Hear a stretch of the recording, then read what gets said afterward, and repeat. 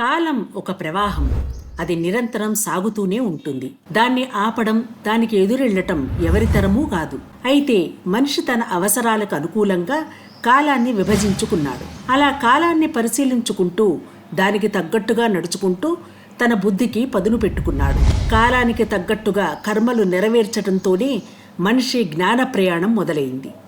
అదే ఈ యుగానికి ఆది అయ్యింది.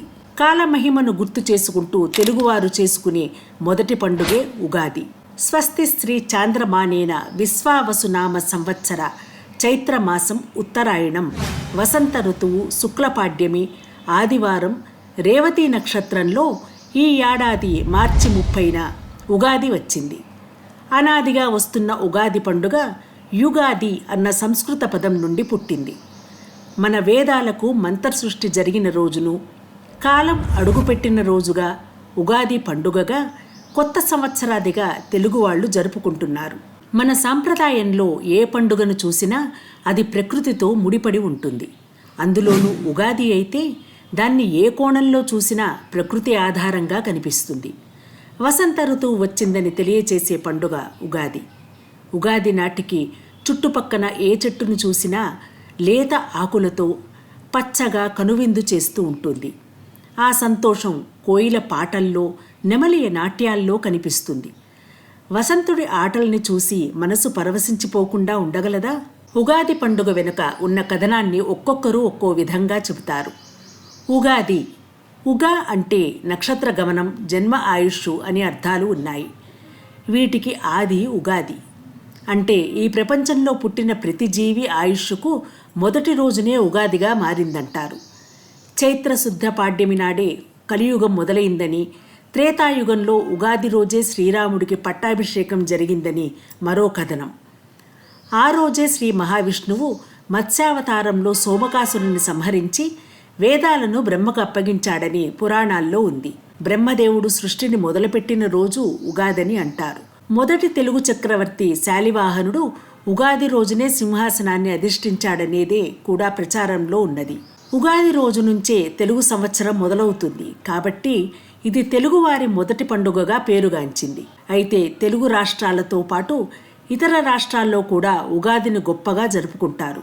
తెలుగు రాష్ట్రాలు అనగా తెలంగాణ, ఆంధ్రప్రదేశ్ ఉగాదిగా, కర్ణాటక, మహారాష్ట్రాల్లో గుడిపడ్వా, తమిళనాడులో పుత్తాండు అనే పేరుతో, కేరళలో విషు, పంజాబ్లో వైశాఖి, బెంగాల్లో పొయిలా బైశాఖ్ అనే పేర్లతో ఉగాది పండుగను జరుపుకుంటారు.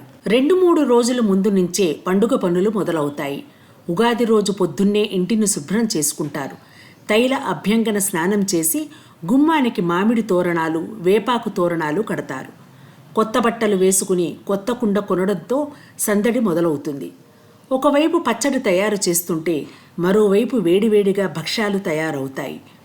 పచ్చడి, వంటలు ఇష్టమైన దేవునికి నైవేద్యంగా పెట్టి కొత్త సంవత్సరం అంతా శుభం కలగాలని కోరుకుంటారు. తర్వాత ఇంటిల్లిపాది పరకడుపున ఉగాది పచ్చడిని తిని తర్వాత భక్ష్యాలు తింటారు. ఉగాది నాడు తెలంగాణలో కొన్ని పల్లెల్లో మాంసం కూడా తింటారు. కోడి పుంజులను కోసి గ్రామ దేవతల మొక్కులు తీర్చుకుంటారు. కొత్త పనులు, కొత్త వ్యాపారాలు కూడా ఉగాది నాడే మొదలు పెడుతూ ఉంటారు కొందరు.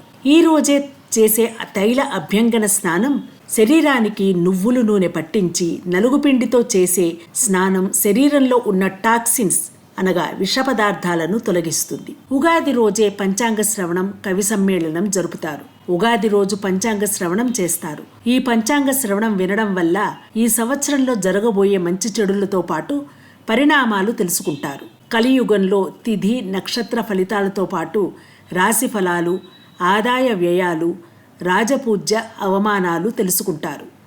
ఇది జాగ్రత్తగా నడుచుకోవడానికి ఉపయోగపడుతుంది. అలాగే ఉగాది రోజు కవులు ప్రత్యేకంగా కవి సమ్మేళనం నిర్వహిస్తారు. కొత్త పాత కవులు కొత్త ఆలోచనలు, కొత్త ఒరవళ్లు కలిపి కొత్త పద్యాలు, కవితలు రచించి చదువుతారు. ఈ సంవత్సరం 2025 మార్చి 30న విశ్వావసునామంతో వస్తున్న ఈ మహత్తరమైన ఉగాది పండుగను మనం సాదరంగా ఆహ్వానిస్తూ మనందరికీ దైవానుగ్రహాన్ని, ఆయురారోగ్యాలని, అష్టైశ్వర్యాలని ప్రసాదించాలని ఆ పరమేశ్వరుని వేడుకుందాం. ప్రియమైన మా శ్రోతలకు, ప్రేక్షకులకు మా సనాతన లైఫ్ సైన్సెస్ వారి ఉగాది శుభాకాంక్షలు. ఈ వీడియో మీకు నచ్చినట్లయితే లైక్ చేయండి, షేర్ చేయండి, మా ఛానల్ని సబ్స్క్రైబ్ చేయండి.